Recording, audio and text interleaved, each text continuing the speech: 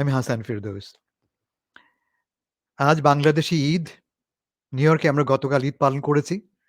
আজ বাংলাদেশের জাতীয় কবি নজরুলের ১২১তম জন্মজয়ন্তী। এই দুটি উৎসব একসাথে পড়েছে এবং এমন এক সময় পড়েছে যখন আমরা করোনা ভাইরাসের মতো একটি মারাত্মক দুর্যোগ মাথায় নিয়ে আছি। কিন্তু এই দুর্যোগের সময় তো গান শোনা যায়। আঁধারে যেমন আলো ফোটে, তেমনি এই দুর্যোগের সময় কিন্তু আমরা গান, কবিতা দিয়ে শক্তি সঞ্চয় করতে পারি। সেটাই আমাদের চেষ্টা। আজকে আমরা ২ প্রজন্মের ২ শিল্পীকে পেয়েছি। একজন বাচিক শিল্পী, আবৃত্তিকার, অভিনেতা, নাট্য পরিচালক, শিক্ষক ভাস্বর বন্দ্যোপাধ্যায়। অন্যদিকে নবীন প্রজন্মের রবীন্দ্রসঙ্গীত শিল্পী সেঁজ্যোতি বড়ুয়া। আমি প্রথমেই ভাস্বর বন্দ্যোপাধ্যায়কে, তাকে আমি ভাস্বরদা বলি ডাকি। তিনি আমার চেয়ে সামান্য কয়েক মাসের বড়। সেই সূত্রে তিনি আমার দাদা হয়ে গেছেন বটে। ফলে ভাস্বরদাকে আমি গোড়াতেই অনুষ্ঠানে আমন্ত্রণ জানাচ্ছি। ভাস্বরদা, আপনি আসুন স্ক্রিনে। ভাস্বরদা, আপনাকে আমাদের সকাল, আপনাদের সন্ধ্যা, ফলে সুপ্রভাত জানাচ্ছি, শুভ সন্ধ্যা জানাচ্ছি, ঈদের শুভেচ্ছা জানাচ্ছি, নজরুলের জন্মজয়ন্তীর শুভেচ্ছা জানাচ্ছি। আজকে আমরা আপনার অনেক কবিতা শুনবো। আমি আপনার সিভিটা পড়ছিলাম। সিভিটা পড়ে আমি তো অবাক। আমি তো জানি আপনি মূলত নয়, আপনি আমাদের চোখে আমাদের একজন প্রধান আবৃত্তি শিল্পী। কিন্তু তা নয়। আপনার নামের আগে একটা ডক্টর আছে, যেটা আমি জানতামই না। আপনি ডক্টর ভাস্বর বন্দ্যোপাধ্যায়। পিএইচডি করেছেন আপনি ড্রামাটিক্স নিয়ে, নাট্যতত্ত্ব নিয়ে। আপনি মাস্টার্স করেছেন সাংবাদিকতা বিভাগে, অধ্যাপনা করেছেন, আপনি সাংবাদিকতা করেছেন, আপনি নাট্য অভিনেতা হিসাবে কাজ করেছেন, নাট্য পরিচালক হিসাবে কাজ করেছেন। অথচ আপনার পরিচয় শুধুমাত্র অনেকের চোখে আবৃত্তি শিল্পী। কেন? এই জবাবটা আপনি দেবেন, তার আগে শুরুতেই আমরা আপনার কাছ থেকে নজরুলের দুটি কবিতা শুনে নিই, একটি বা দুটি কবিতা। ঠিক আছে। সমস্ত দর্শক যারা অনুষ্ঠান দেখছেন সবাইকে শুভেচ্ছা জানাচ্ছি। আজকে আমাদের বাংলাদেশে ঈদ, সবাইকে ঈদ মোবারক জানাচ্ছি, ঈদের শুভেচ্ছা। আর সেই সাথে একই দিনে পড়েছে আমাদের জাতীয় কবি, বিদ্রোহী কবি কাজী নজরুল ইসলামের জন্মদিন। তো এবারে আপনারা বুঝতেই পাচ্ছেন যে সময়টা একটু প্রতিকূলে, সেই আগের মতন সময়টা না। ঈদও আমরা যেভাবে পালন করছি, যেভাবে কাজী নজরুল ইসলামের জন্মদিন পালন করছি, সব এইভাবেই ভার্চুয়াল।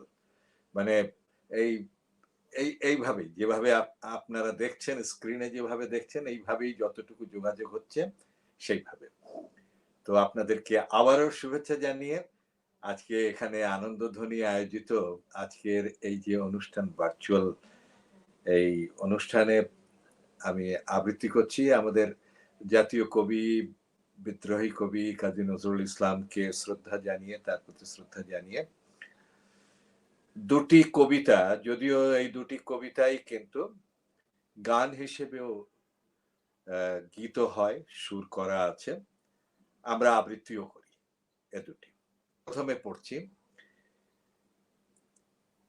দাও শৌর্য, দাও ধৈর্য, হে উদারনাথ, দাও দাও প্রাণ, দাও অমৃত মৃত জনে, দাও ভীত চিত জনে শক্তি অপরিমাণ, হে সর্প শক্তিমান। দাও স্বাস্থ্য, দাও আয়ু, স্বচ্ছ আলো, মুক্ত বায়ু, দাও চিত্ত অনিরুদ্ধ, দাও শুদ্ধ জ্ঞান, হে সর্প শক্তিমান। দাও দেহে দিব্য কান্তি, দাও গেহে নিত্য শান্তি, দাও পুণ্য প্রেম ভক্তি, মঙ্গল কল্যাণ, হে সর্প শক্তিমান। ভীতি নিষেধের ঊর্ধ্বে স্থির, রহি যেন চির উন্নত শিরে, যাহা চাই যেন জয় করে পাই, গ্রহণ না করি দান।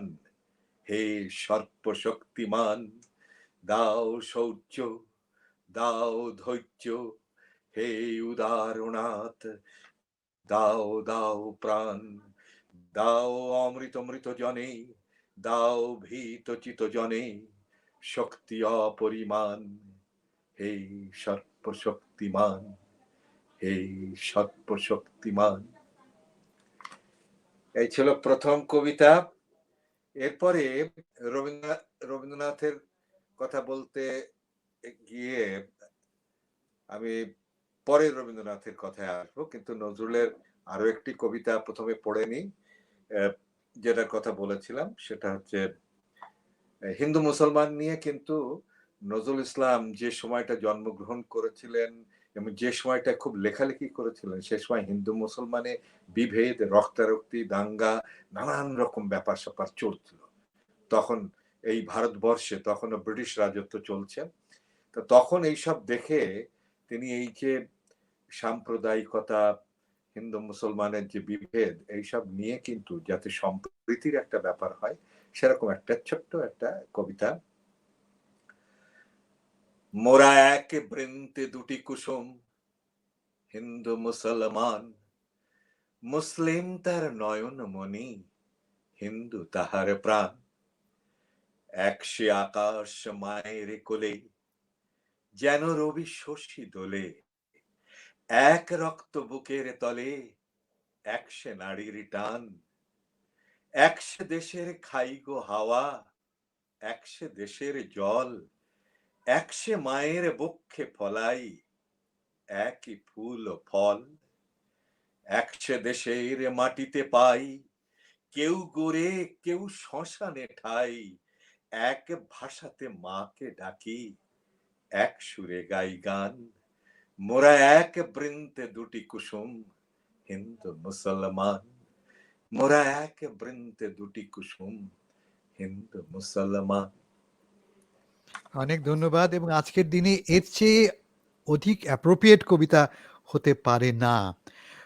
তো ভাস্করদা, যে কথা আমি শুরু করেছিলাম, আমি বলি ডক্টর ব্যানার্জি, যে কথা শুরু করেছিলাম, সব পরিচয় ছাপিয়ে কেন শুধুমাত্র আপনাকে জানিয়ে আমরা আবৃত্তি শিল্পী দেব? এটা কি আপনার বাই চয়েস? না, বাই চয়েস না। এটা হচ্ছে যে আমার পড়াশোনাটাও কিন্তু নাটকের পরে দিল্লি ন্যাশনাল স্কুল অফ ড্রামাতে স্কলারশিপ নিয়ে, এই মাস্টার্স যখন সাংবাদিকতা করছি ঢাকা ইউনিভার্সিটিতে, তখন স্কলারশিপ পেয়ে গেলাম নাট্যকলায়। আমি স্কলারশিপ নিয়ে দিল্লিতে ন্যাশনাল স্কুল অফ ড্রামাতে পড়তে গেলাম। তো সেই যে পড়া শুরু হলো, তো নাটকের ব্যাপারটা তো আগেই ভেতরে ছিল, নাটক আগেই অভিনয় করতাম। কিন্তু ওই ছোটবেলাতে একটা প্যাশন ছিল, আবৃত্তি শোনা, আকাশবাণী শুনতাম এবং আবৃত্তি ভালোবাসতাম, রেডিওতে করতাম।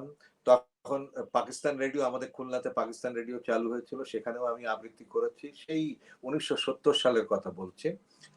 আর বাইরে অনুষ্ঠান, স্কুলে অনুষ্ঠান, কলেজে অনুষ্ঠান, সেগুলো তো করেছি। ঢাকায় আসবার পরে এখানে ডাকসু একটা নাটকের আয়োজন করেছিল, নাটক উৎসবের। সেখানে একটা নাটকে আমি, মহসিন হলে একটা নাটকে আমি আবৃত্তি করেছিলাম। সেখানে বাংলাদেশের মুক্তিযুদ্ধ, স্বাধীনতার উপরে এই শামসুর রহমানের একটা কবিতা ছিল। সেখানে তোমাকে পাওয়ার জন্য হে স্বাধীনতা, কত মানুষ রক্ত দিয়েছে, সেটা ছিল নাটকের একদম শেষ প্রান্তে। নাটকটা হয়ে যাবার পরে ওটা দিয়ে শেষ হচ্ছে এবং লোকজন, আমি তখন আরেকটা হলের নাটকে অভিনয় করছি, রোকেয়া হলে চিরকুমার সভা করছি। আমি এসে আবার টিএসসিতে সেই অভিনয় সবাইকে দেখছি যে কি হচ্ছে ওই শোটা।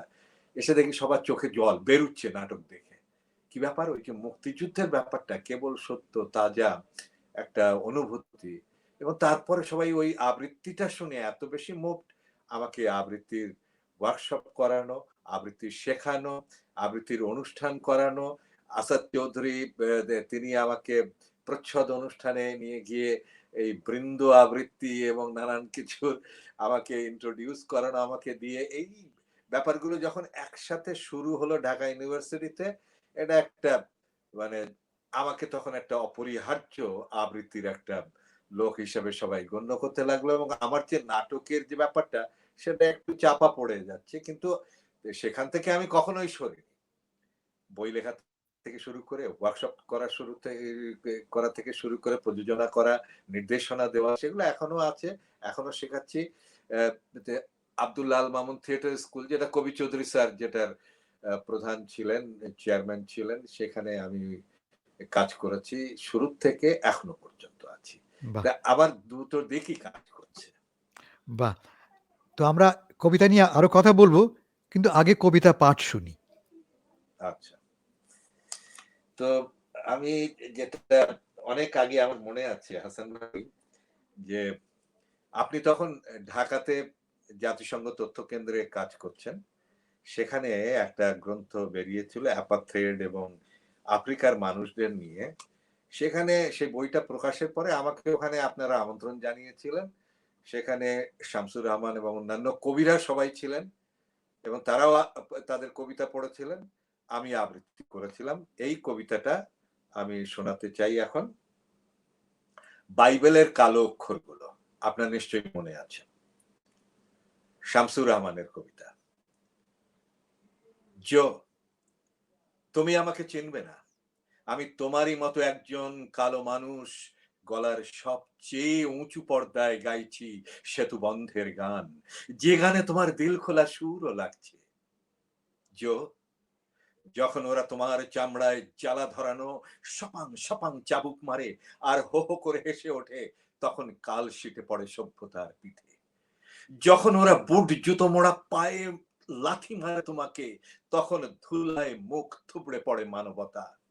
জো, যখন ওরা তোমাকে হাত পা বেঁধে নির্জন রাস্তায় গার্বেজ ক্যানের পাশে ফেলে রাখে, তখন খ্যাপাটে অন্ধকারে ভবিষ্যৎ কাতরাতে থাকে গা ঝাড়া দিয়ে ওঠার জন্য।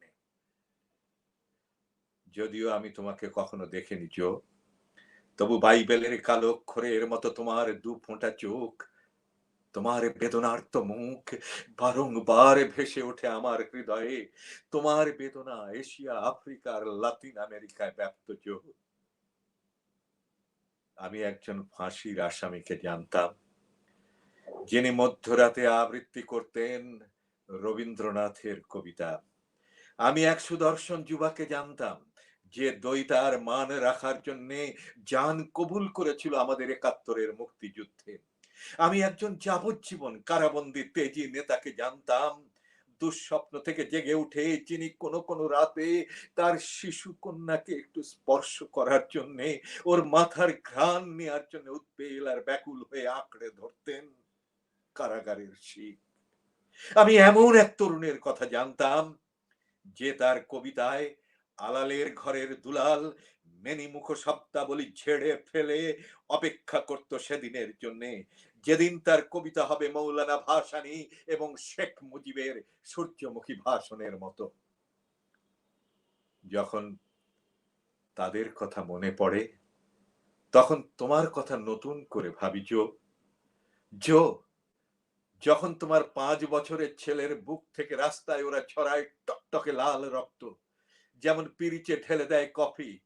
জো, যখন তোমার পোয়াতি বউ হায়নাদের দৃষ্টি থেকে পালানোর জন্য দৌড়ুতে দৌড়ুতে মাঝপথে হুমড়ি খেয়ে পড়ে। জো, যখন তোমার সহোদরকে ওরা লটকিয়ে দেয় ফাঁসিতে, তখন কাঁচা দুধের ফেনার মতো ভোরের সাদা আলোয় বাইবেলের এই কালো অক্ষরগুলো আর্তনাদ করতে করতে হঠাৎ বিদ্রোহী হয়ে ওঠে।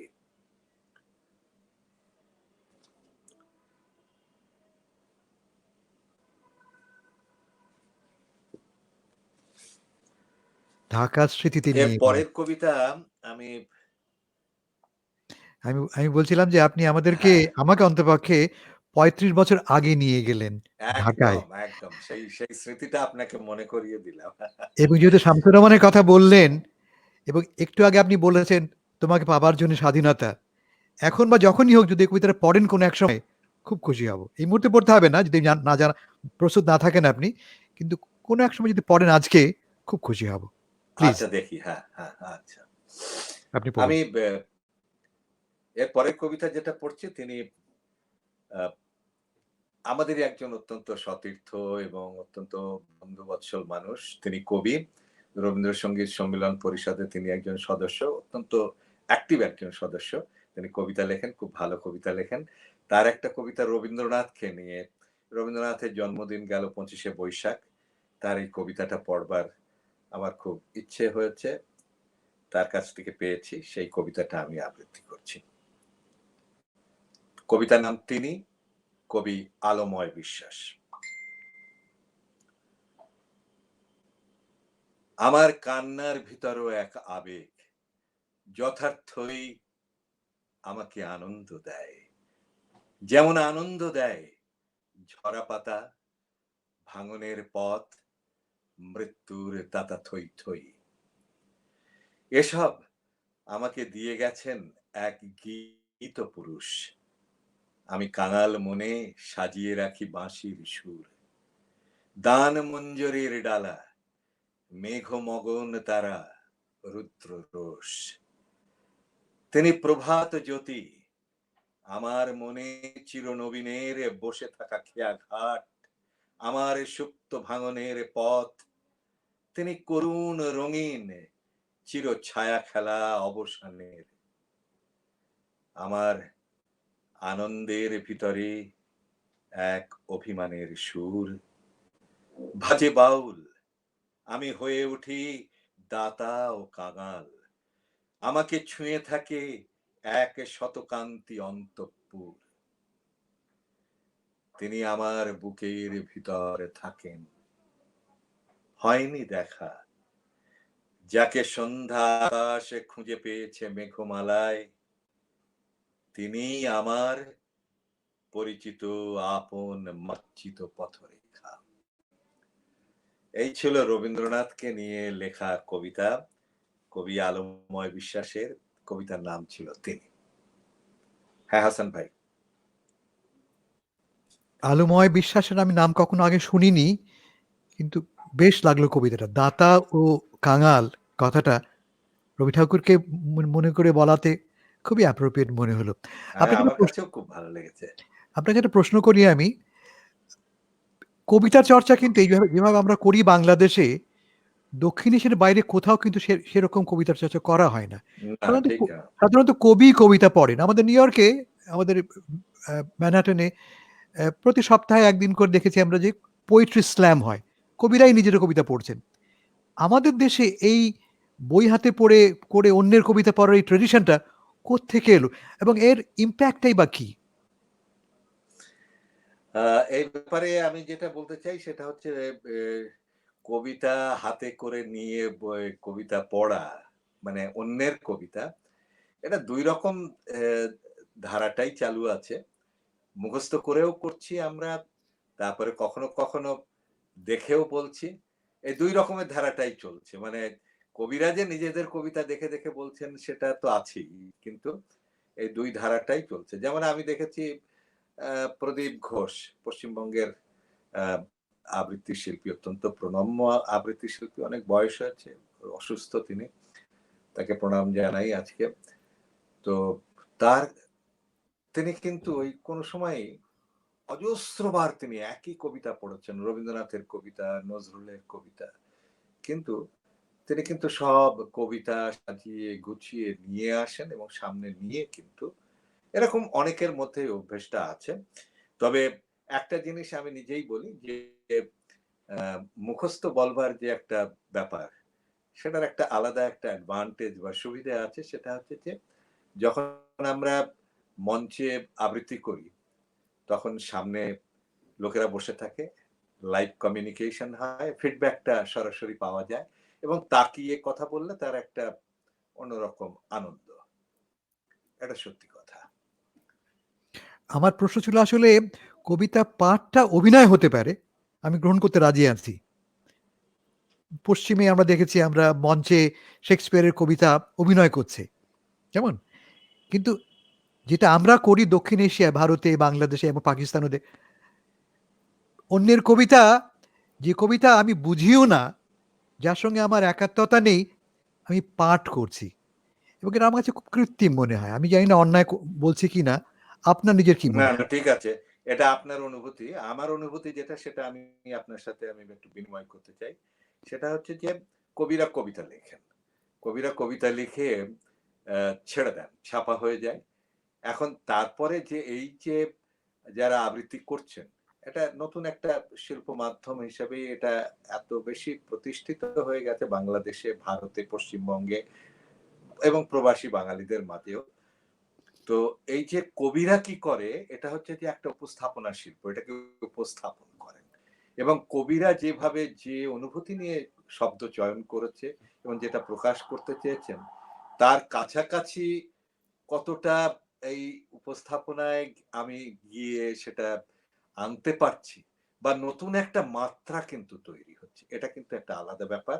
যে উপস্থাপনায় যে কবি যখন সামনে থাকেন এবং অনেক কবির সামনেই কিন্তু আমি আবৃত্তি করেছি। করার পরে তারা বলছে, "আচ্ছা ভাস্বর এরকম ভাবে তো আমি কবিতাটা কখনো ভাবিনি। আ আপনি তো যেভাবে এটাকে আবৃত্তি করলেন একটা নতুন রকম একটা মাত্রা তৈরি হলো এবং অন্যরকম একটা অর্থ এর মধ্যে পেলাম।" তো এটা ভালো কি মন্দ সেটা আমি বলতে পারব না। তবে তারা যে অখুশি হয়েছে তা কিন্তু না। তবে গুন্দা যেরকম বলে যে, "ভাস্বর তোমরা কবিতা পড়ো, আমাদের কবিতা নিয়ে কবিতা পড়ো। পরের ধনে পোদ্দারি করো।" আমি বললাম যে, "হ্যাঁ, পরের ধনে পোদ্দারি তো অবশ্যই। কেননা এটা হচ্ছে আলাদা একটা শিল্প মাধ্যম হিসেবে আমরা কাজ করছি বলেই আপনাদের কবিতা আমরা পড়ছি। এবং আপনাদের কবিতার প্রচার এবং প্রসার, বিস্তৃতি আরো বেশিভাবে ঘটছে।" এটা কিন্তু ঠিক। অধ্যাপক ভাস্বর ব্যানার্জিকে তো আমি হার মানাতে পারব না। ফলে তর্কে যাব না। আমরা বরং কবিতা শুনি। আচ্ছা। আমার নিউ ইয়র্কে দীর্ঘকাল যিনি ছিলেন, আমাদের অত্যন্ত প্রিয় কবি, যিনি অসম্ভব ভালো কবিতা লিখেছেন এবং অত্যন্ত শ্রদ্ধেয় আমাদের আ শহীদ কাদরী ভাই। তার কবিতা আমি কিছুদিন আগে যখন গিয়েছিলাম নিউ ইয়র্কে আমি গিয়ে মীরা ভাবি সেখানে উপস্থিত ছিলেন। তার সামনে ২ টো কবিতা পড়েছিলাম। এগার নিউ ইয়র্কে যাব, শহীদ কাদরী যেখানে দীর্ঘকাল ছিলেন, সেখানে তার কবিতা পড়বো না এটা তো হতেই পারে না। আর আজকে আনন্দধ্বনি যে অনুষ্ঠানে আয়োজন করেছে সেটাও নিউ ইয়র্ক থেকে প্রচারিত হচ্ছে। সেখান থেকেই সব জায়গায় ছড়িয়ে যাচ্ছে। তো আমি তার প্রতি শ্রদ্ধা জানিয়ে একটি কবিতা নিষিদ্ধ জার্নাল থেকে এই তোমাকে অভিবাদন প্রিয়তমার এই কাব্যগ্রন্থ থেকে এই কবিতাটি পড়ছি। মুক্তিযুদ্ধের কবিতা। ভোরের আলো এসে পড়েছে ধ্বংসস্তূপের উপর। রেস্তোরাঁ থেকে যে ছেলেটা রোজ প্রাতরাশ সাজিয়ে দিত আমার টেবিলে, তেরাস্তার মোড়ে তাকে দেখলাম শুয়ে আছে রক্তাপ্লুত শার্ট পরে। বন্ধুর ঘরে যাওয়ার রাস্তায় ডিআইটি মার্কেটের ভস্মাবশেষ, প্রতিরোধের চিহ্ন নিয়ে বিবর্ণ রাজধানী দাঁড়িয়ে রয়েছে তার বিশাল করিডোর শূন্য। শহর ছেড়ে চলে যাবে সবাই এবং চলে যাচ্ছে দলে দলে। কিন্তু এই ধ্বংসস্তূপ স্পর্শ করে আমরা কয়েকজন আজীবন রয়ে যাব বিদীর্ণ স্বদেশে, স্বজনের লাশের আশেপাশে। তাই তার দেখা পাবো বলে দানবের মতো খাকি ট্রাকের অনুর্বর উল্লাস উপেক্ষা করে বিধ্বস্ত ব্যারিকেডের পাশ ঘেঁষে বেরিয়েছি ২৭শে মার্চের সকালে, কান্নাকে কেন্দ্রীভূত করে পৃথিবীর প্রাচীনতম শিলায়। যে শিলা অন্তিম প্রতিজ্ঞায় অন্তত প্রাথমিক অস্ত্র হতে জানে, তেমনি এক শিলার আঘাতে বিনষ্ট হয়েছে আমার বুকের অনিদ্র ভায়োলিন। ধ্বংসস্তূপের পাশে ভোরের আলোয় একটা বিকলাঙ্গ ভায়োলিনের মতো দেখলাম তেরাস্তার মোড়ে সমস্ত বাংলাদেশে পড়ে আছে। আর সেই কিশোর যে তাকে ইচ্ছের ছড় দিয়ে নিজের মতো করে বাজাবে বলে বেড়ে উঠছিল, সেও শুয়ে আছে পাশে রক্তাপ্লুত শার্ট পরে।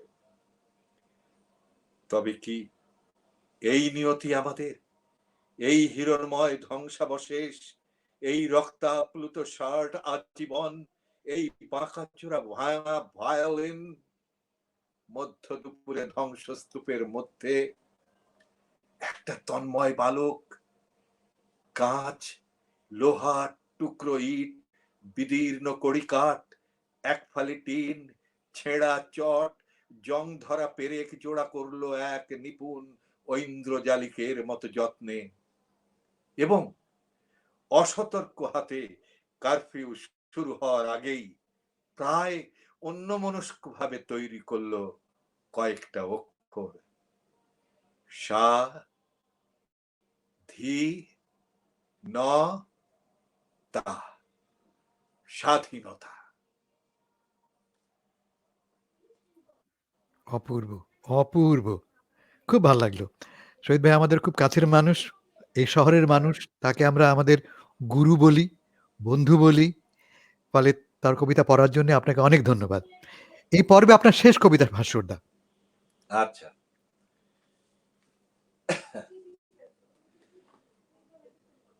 এই পর্বে এখন যে কবিতাটি আবৃত্তি করবো এটাও আমার খুব প্রিয় কবিতা, ৩০-এর দশকের কবিদের একটা কবিতা। এর ধরনটাও একটু অন্য ধরনের। কবি সুধীন্দ্রনাথ দত্তের শাশ্বতী। শ্রান্ত বরষা অবেলার অবশ্যই প্রাঙ্গণে মেলে দিয়েছে শ্যামল কায়া, স্বর্ণ সুযোগে লুকাচুরি খেলা করে গগনে গগনে পলাতক কালো ছায়া।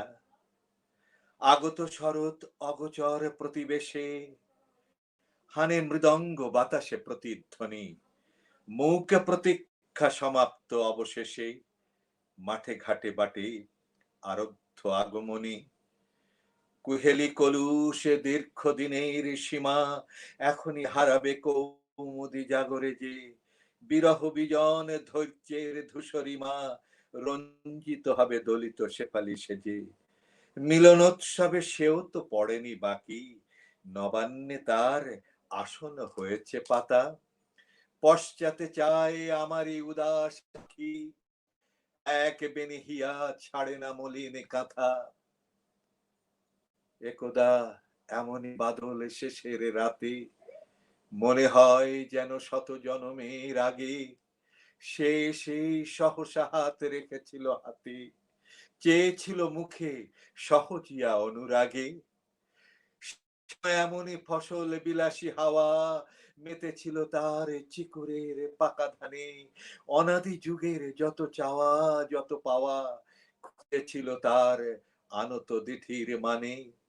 একটি কথার দ্বিধা থর থর চুড়ে ভরে করেছিল ৭টি অমরাবতী, একটি নিমেষে দাঁড়ালো সরণি জুড়ে, থামিল কালের চিরচঞ্চল গতি। একটি পণের অমিত প্রগল্ভতা মর্তে আনিল ধ্রুব তারকারে ধরে, একটি স্মৃতির মানসী দুর্বলতা প্রলয়ের পথে ছেড়ে দিল অকাতরে। সন্ধি লগ্ন ফিরেছে সগৌরবে, অধরা আবার ডাকে সুধা সঙ্গতে, মদমুকুলিত তারি দেহ সৌরভে অনামা কুসুম অজানায় ওঠে মেতে। ভরা নদী তার আবেগের প্রতিনিধি, অবাধ সাগরে উধাও অগাধ থেকে, অমল আকাশে মুকুরিত তার হৃদি, স্বাতি মণিময় তারই প্রত্যভিষেকে। স্বপ্নালু নিশা নীল তার আঁখি সম, সে রোম রাজির কোমলতা ঘাসে ঘাসে পুনরাবৃত্ত রসনায় প্রিয়তম। কিন্তু সে আজ আর কারে ভালোবাসে, স্মৃতি পিপিলিকা তাই পুঞ্জিত করে অমার রন্ধ্রে মৃত মাধুরীর কণা। সে ভুলে ভুলুক কোটি মন্বন্তরে, আমি ভুলিব না, আমি কভু ভুলিব না। খুব ভালো লাগলো ভাস্করদা। এটি প্রথম পর্বে শেষ হচ্ছে। দ্বিতীয় পর্বের জন্য আমি বেশ কিছু অনুরোধ পেয়েছি। তার মধ্যে একটা তো আমার থাকলোই। একটু অনুরোধ পেয়েছি নজরুলের কবিতা পড়বার জন্যে। যেকোনো কবিতা আপনাকে পড়তে অনুরোধ করা হচ্ছে। আর শহীদ ভাইয়ের তোমাকে অভিবাদন। এই অনুরোধটা আমরা পেয়েছি। আচ্ছা, আপনি আপনার যদি প্রস্তুত থাকেন, দ্বিতীয় পর্বে আমরা শুনবো। এবার যাচ্ছি আমরা আমাদের অন্য শিল্পী সেঁজুতি বড়ুয়ার কাছে। সেঁজুতি, তোমাকে ঈদের শুভেচ্ছা, নজরুল জন্ম জয়ন্তীর শুভেচ্ছা। আমাদের অনুষ্ঠানে যুক্ত হওয়ার জন্য অনেক, অনেক কৃতজ্ঞতা। আ তোমার পরিচয় দেবো পরে। তার আগে তোমার গানটা শুনি আগে। অনেকে তোমার গান হয়তো শোনেনি। তুমি যে কি চমৎকার গান করো অনেকে হয়তো ভালো করে জানে না। আমাদের নিউ ইয়র্কের কথা বলছি আমি। শুরুতে আমরা তোমার গান শুনি। বেশ, আপনি আমাকে শুভেচ্ছা।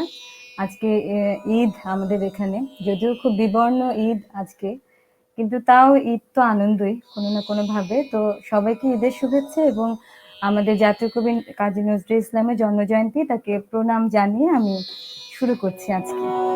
প্রথম যে গানটি করব আসলে ঠিক করেছি, সেটি হচ্ছে রবীন্দ্রনাথের পূজা পর্যায়েরই গান, একটু প্রার্থনার গান।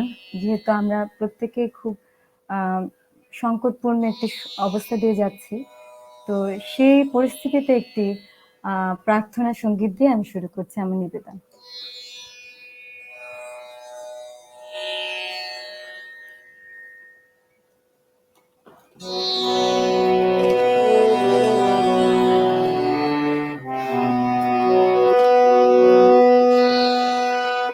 তোমার কাছে এবার মাগে মরণ হতে যেন জাগে গানের সুরে।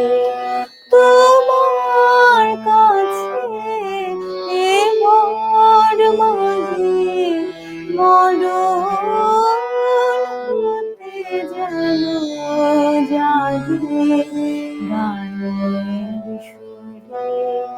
যেমনি নয়ন মেলে যেন মাতার স্তন্য শোভা, যেন নবীন জীবন গোকুলে গানের সুরে। তোমার কাছে এবার মাগে মরণ হতে যেন জাগে গানের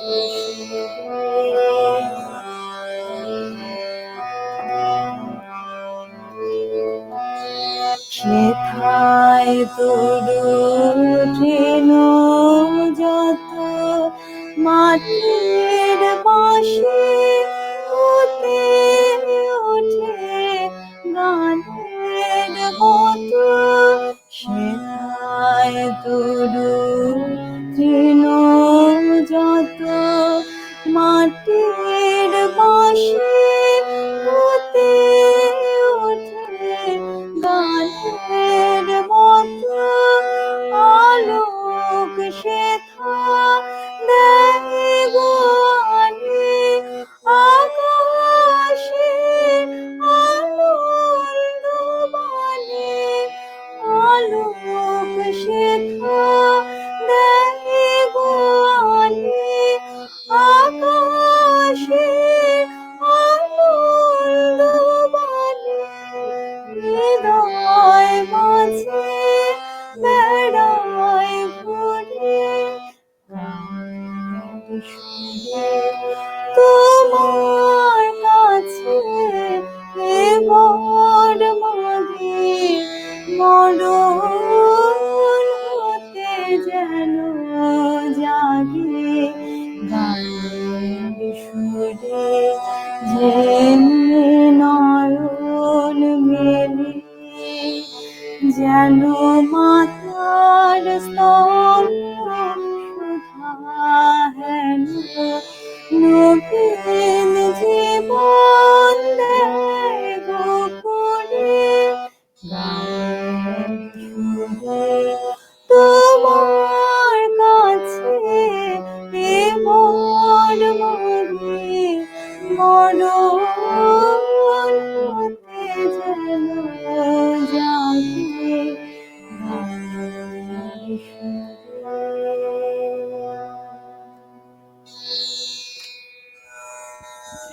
সেজুতে আমি তোমাকে নবীন শিল্পী বলেছি, কথাটা আমার অজ্ঞতা থেকে, আমি জানি না বলে। কিন্তু দেখছি তুমি আসলে ছায়ানটের শিক্ষকও বটে।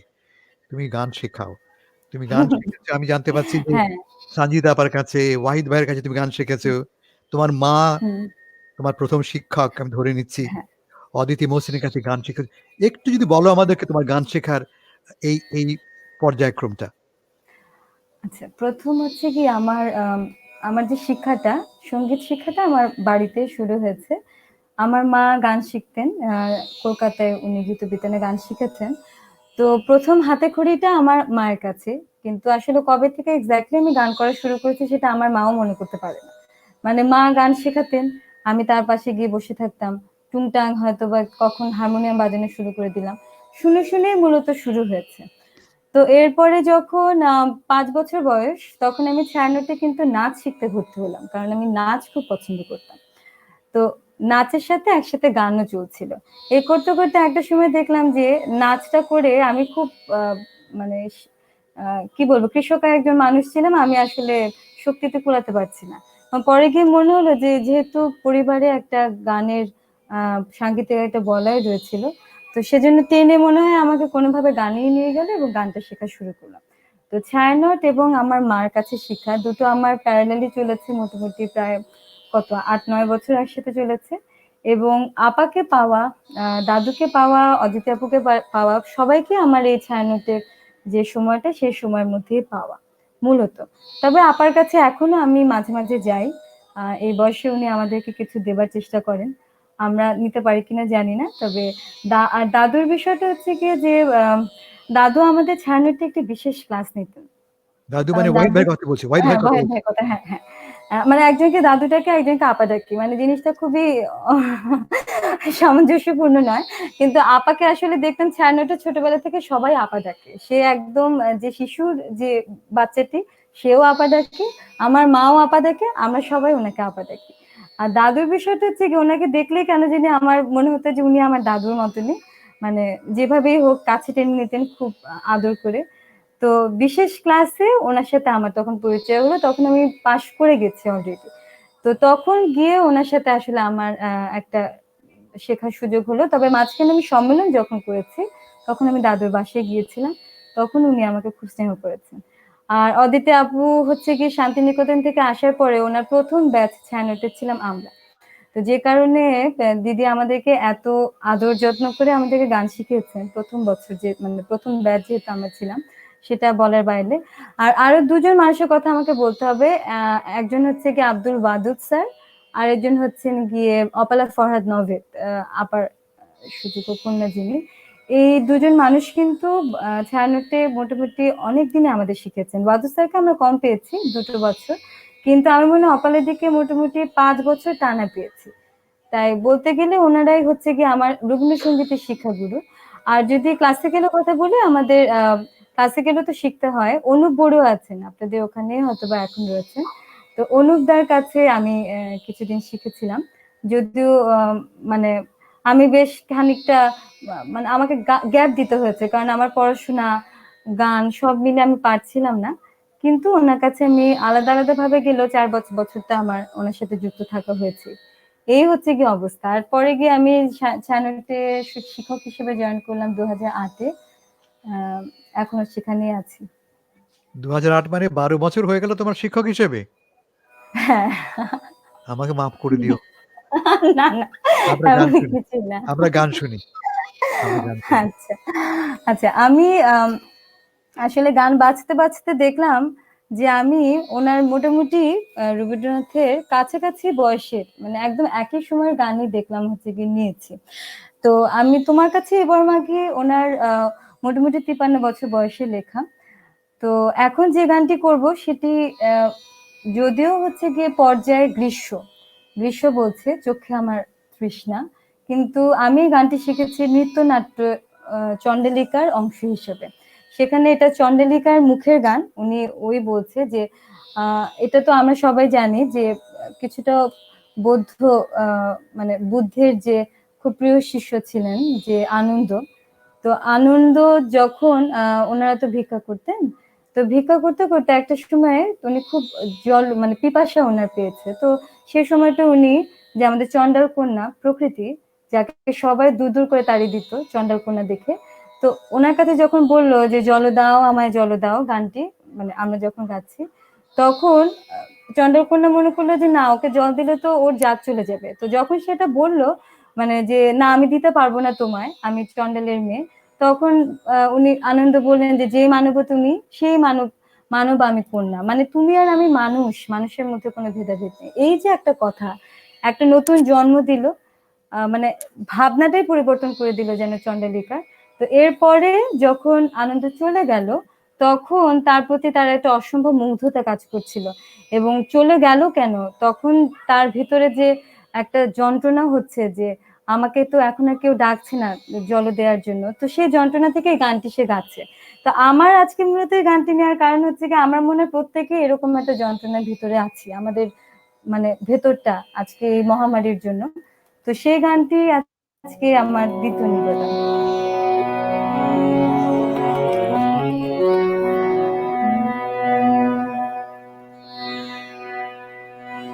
চোখে আমার তৃষ্ণা, তৃষ্ণা আমার বক্ষ জুড়ে, চোখে আমার তৃষ্ণা, আমি বৃষ্টি বৈশাখী দিন, আমি বৃষ্টি বৈশাখী দিন, সন্তাপে যায় যায় যে পড়ে, চোখে আমার তৃষ্ণা, ঝড় উঠেছে হাওয়ায় হাওয়ায়, মনকে সুদূর শুনে ধাওয়ায়,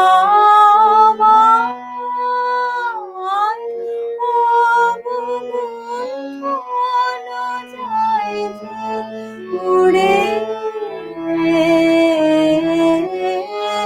চোখে আমার তৃষ্ণা।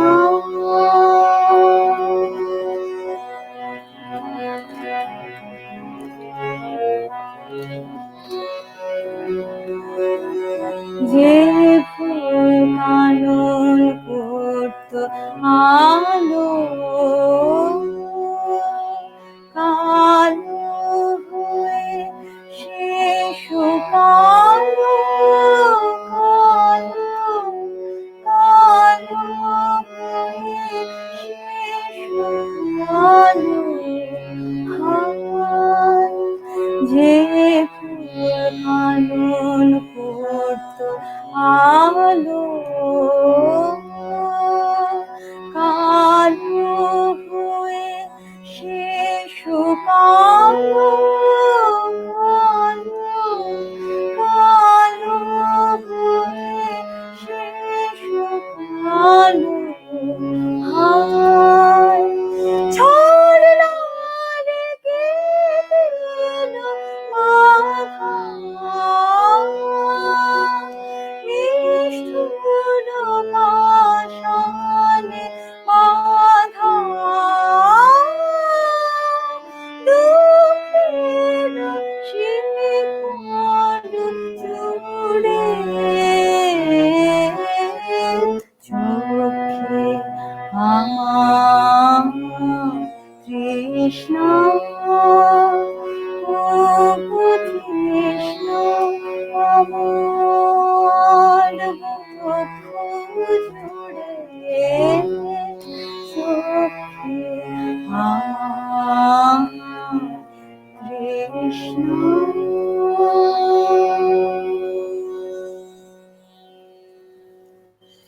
এর পরের গানটা শুনি।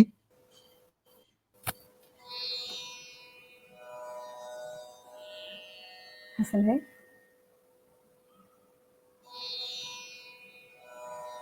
এর পরের গানটা শুনি। তুমি আমাকে শুনতে পাচ্ছ না? না আমি তখন শুনতে পাচ্ছিলাম না, এখন শুনতে পাচ্ছি। এর পরের গানটা শুনি। আচ্ছা বেশ, এর পরের গানটাও এই সময়ের জন্য খুব প্রাসঙ্গিক একটি গান, এবং রবীন্দ্রনাথ এই গানটি ঠিক তোমার কাছে এবং আগে, যে 1914 সালে ওনার 53 বছর বয়সে লেখা, ঠিক সেই সময় ওনার এই গানটি লেখা। এবং তখনও ছিল একটি খুব সংকটপূর্ণ একটি সময়, সেটা হচ্ছে গিয়ে প্রথম মহাযুদ্ধ শুরু হয়েছে, এবং এখনো আমরা সেরকম একটি মহামারীর মধ্যেই রয়েছে। না বাঁচাবে আমায় যদি, মারবে কেন তবে। এবং সেখানে সবচেয়ে প্রাসঙ্গিক যে কথাটা, যে জীবনদাতা মেতেছ আজ মরণ মহোৎসবে, আমরা যেন সেরকম একটি পরিস্থিতিতেই আছি। তো আমি গানটি শুরু করছি।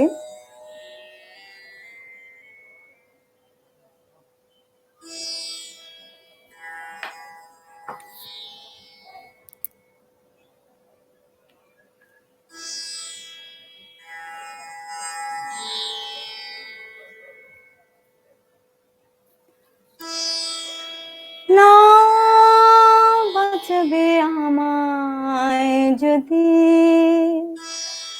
মারবে কেন তবে। না বাঁচাবে আমায় যদি, মারবে কেন তবে। কিসের তরে এ আয়োজন, এমন কলরবে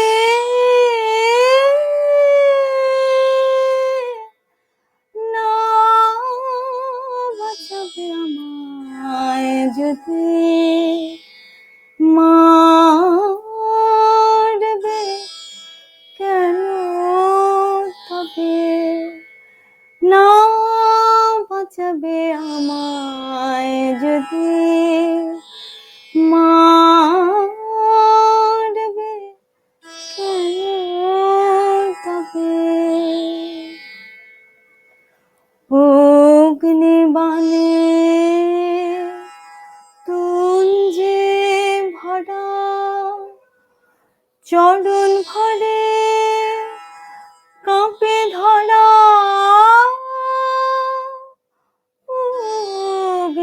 অগ্নিবাণে তুঞ্জে ভরা, চরণ ভরে কাঁপে ধরা। জীবন পেতে পেতেছ যে,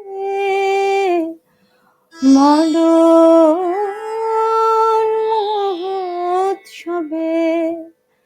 না বাঁচাবে আমায় যদি, মারবে কেন তবে। বক্ষ আমার এমন করে বিদীর্ণ যে পদ, উৎস যদি না বাহিরা, হবে কেমন তদ।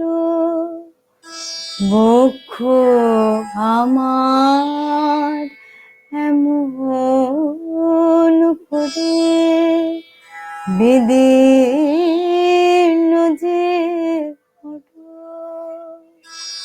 উৎস যদি না বাহিরা, হবে কেমন তদ। এই যে আমার ব্যথার খুনি, যোগাবে ওই মুকুটমণি।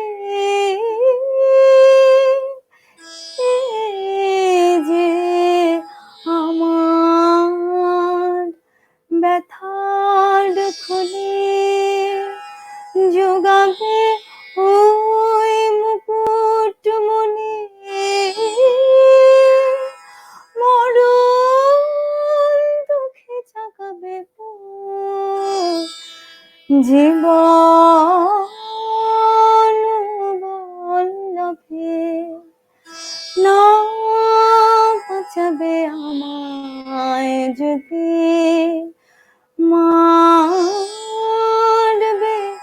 কেন তবে কিসের তরে এই আয়োজন এমন কলরবে না বাঁচাবে আমায় যদি মারবে কেন তবে না বাঁচাবে আমায় যদি মারবে কেন তবে।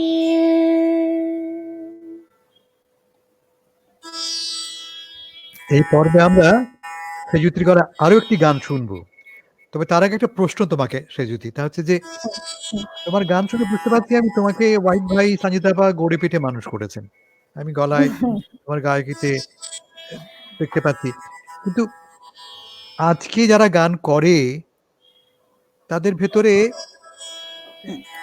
রবি ঠাকুরের গানটাকে ভেঙে করবার একটা প্রবণতা লক্ষ্য করতে পারছি, আমরা একটা টেন্ডেন্সি আছে, আধুনিক করবার চেষ্টা একটা আছে। তোমার অবস্থান কোথায় এই এই ভাঙাচোরায়? যেমন খুব বড় শিল্পীও দেখছি গানের ভেতরে উলালা উলালা করে চেঁচিয়ে উঠছে, তখন আমাদের মনে হয় জুতো পিটে করি। আমি জানি না তোমার কি হয়। আসলে এই প্রশ্নটা তো মানে মোটামুটি আমরা সবাই যারা রবীন্দ্রনাথের গান মূলধারার গান করার চেষ্টা করি, আমরা মোটামুটি এটা শুনি। এবং সত্যি কথা বলতে এরকম যে কোনো অফারও যে আমরা পাই না তাও না, যে এরকম গান করব, একটু ফিউশন ধর্মী, একটু গান হবে, একটু ক্লাসিক্যাল হবে, আবার একটু যন্ত্রণা সঙ্গীত হবে, অথবা অন্য কোনো কিছু হবে। তো এখন হাল ফ্যাশনে হয়তো এটাকে ফিউশন বা যেটাই আমরা বলি না কেন, আসলে এখন প্রথম কথা হচ্ছে যিনি রচয়িতা, যিনি হচ্ছে কম্পোজার এই গানগুলি, উনি আসলে কি চেয়েছেন, এটা হচ্ছে সবচেয়ে বড় কথা। কারণ যিনি স্রষ্টা, উনি ওনার গানকে ভাঙতে পারবেন, যেভাবে ইচ্ছা সেভাবে গড়তে পারবেন। উনি যেহেতু মূর্তিটা ওনার তৈরি, উনি সেটা যেভাবে খুশি সেভাবে চোখ নাক কান মুখ যেভাবে চান উনি সেটা করতে পারেন। কিন্তু আমি একজন যেটা প্রথমেই ভাষ্যদা বলছিলেন, আপনিও বলছিলেন যে পরের ধনে পোদ্দারি করার মতো অবস্থা, আমি তো ওনার গানটা আমি গাচ্ছি, এটা তো আমার নিজের গান নয়। তো ওনার গানটাকে আমি আমার মতো করে আমার গান মনে করে আমার অনুভূতি দিয়ে আসলে প্রকাশ করছি। তো সেই জায়গায় যিনি স্রষ্টা তার তো এ বিষয়ে কোনো ধরনের কি বলবো কোনো সায় ছিল না, কারণ উনি খুব দূরদৃষ্টি সম্পন্ন ছিলেন রবীন্দ্রনাথ, এবং উনি কিন্তু ওনার জীবদ্দশাতে ওনার গান কিভাবে গাওয়া হবে, ওনার গান কিভাবে শেখানো হবে পর্যন্ত উনি সেটা কিন্তু বলে দিতেন। এবং উনি একটা বই আমি পড়েছিলাম যে একজনকে বলছেন যে আমার গান কিভাবে শেখাবে জানিস, একজন শিশু যেরকম তার মাকে খোলা গলায় বলে, চিৎকার করে ডাকতে পারে মা, ঠিক সেরকম ভাবে যেন খোলা গলায় আমার গানটা ওরা গায়। তাহলে বলে মানে বোঝা যাচ্ছে যে রবীন্দ্রনাথ নিজে ওনার গানটার, যেহেতু উনি বলে গিয়েছিলেন যে আমার গান তোমাদের গাইতেই হবে, উনি কিন্তু বুঝতে পেরেছিলেন যে এই গানটি নিয়ে ভাঙাচোরের একটা কোনো কিছু হতে পারে, অথবা আধুনিকায়ন যে বিষয়টা সেটা হতে পারে। এবং সেজন্য কিন্তু উনি বলেই গেছেন যে আমার গানটাকে এমন ভাবে গেও তোমরা যেন সেটা শুনতে আমার গানের মতোই যেন লাগে, সেটা যেন অন্য কারো গানের মতো না লাগে। তাহলে যেখানে একজন স্রষ্টা এই কথা বলে গেছেন, সেই জায়গায় আমার কোনো ধৃষ্টতা নেই, আমার কোনো অধিকার নেই সেই গানটাকে ভাঙার, অথবা সেই গানটাকে হঠাৎ করে আমি সঞ্চারি থেকে গান শুরু করে দিলাম, সেটা আবার মাঝখানে আপনি যেটা বললেন উলালা বা আমার মতো করে আমি কোনো একটা শব্দ চয়ন করলাম, এইটা আসলে করার কোনো অধিকার আসলে আমার নেই। এবং সেজন্য আমি এই বিষয়টাতে আসলে আমার অবস্থান হচ্ছে একেবারে বিপরীত। আমি আসলে এটা সমর্থন করি না কোনো একটা জায়গা থেকে। একদম ওয়াহিদ ভাইয়ের ছাত্রীর মতো কথা তুমি বললে, ধন্যবাদ তোমাকে। আমরা শেষ গান শুনি, তোমার প্রথম পর্বের শেষ গানটা শুনি এবার তাহলে। আচ্ছা, এরপরে গানটি যেটি করব, ওই যে বললাম যে গান খুঁজতে গিয়ে দেখি সবই একই সময় গান হয়ে গেছে। এবং এই গানটি রবীন্দ্রনাথের বাউল লেখা আছে, বাউল আর কি, এবং বাউল ছন্দের গান। এবং একটু আগে যে গানটি করলাম ঠিক এর আগে, না বাঁচাবে আমায় যদি, সেটা যত কঠিন সুর এবং কঠিন শব্দ, এই গানটি ঠিক তার বিপরীত। অত্যন্ত সহজ কথায়, সহজ বাউল সুরে উনি বলেছেন যে দুঃখ যদি না পাবে তো দুঃখ তোমার ঘুচবে কবে। যেমন একটা ছোট ঢেউ যেরকম বড় ঢেউ যেরকম একটা ছোট ঢেউকে মিলিয়ে দিতে পারে, ঠিক সেরকম একটা ছোট ঘটনার দুঃখ অথবা আরো বড় দুঃখ যেন সেই ছোট দুঃখটাকে মিলিয়ে দিতে পারে। সেই কথাটা থেকে এসেছে যে কিভাবে আমাকে দুঃখ থেকে জয়ী হতে হবে। তা আমি সেই গানটি দিয়ে আমার প্রথম পর্বে মানে প্রথম পর্বটি শেষ করছি। তো আমি তারপর একটা ঠিক করে নিই।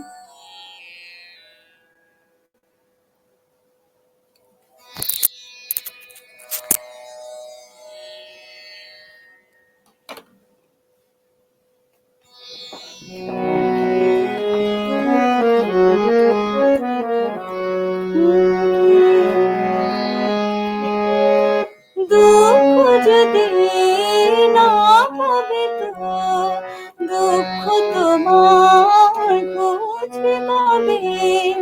বিষকে বিষের দাম দিয়ে দখল করে মারতে হবে। দুঃখ যদি না পাবে তো দুঃখ তোমার ঘুচবে কবে। জ্বলতে দে তোর আগুনটা রে, ভয় কিছু না করিস তারে। জ্বলতে দে তোর আগুনটা রে, ভয় কিছু না করিস তারে। ছাই এসে নিভে যখন জ্বলবে না আর কবু তবে। দুঃখ যদি না হবে তো দুঃখ তোমার ঘুচবে কবে।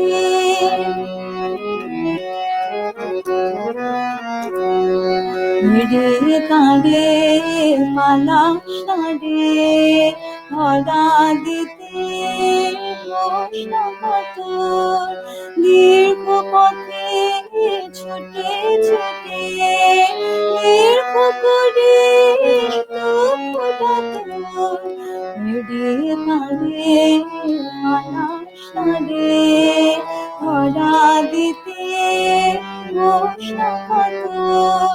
দীর্ঘ পথে ছুটে ছুটে দীর্ঘ করে দুঃখটা তোর। মরতে মরতে মরণটা রে শেষ করে দে একেবারে। মরতে মরতে মরণটা রে শেষ করে দে একেবারে। তারপরে সে জীবন সে আপনা সুর আপনি লবে। দুঃখ যদি না হবে তো দুঃখ তোমার ঘুচবে কবে। বিষকে বিষের দাম দিয়ে দখল করে মারতে হবে। দুঃখ যদি না হবে তো দুঃখ তোমার ঘুচবে কবে। দুঃখ যদি না হবে তো দুঃখ তোমার ঘুচবে কবে।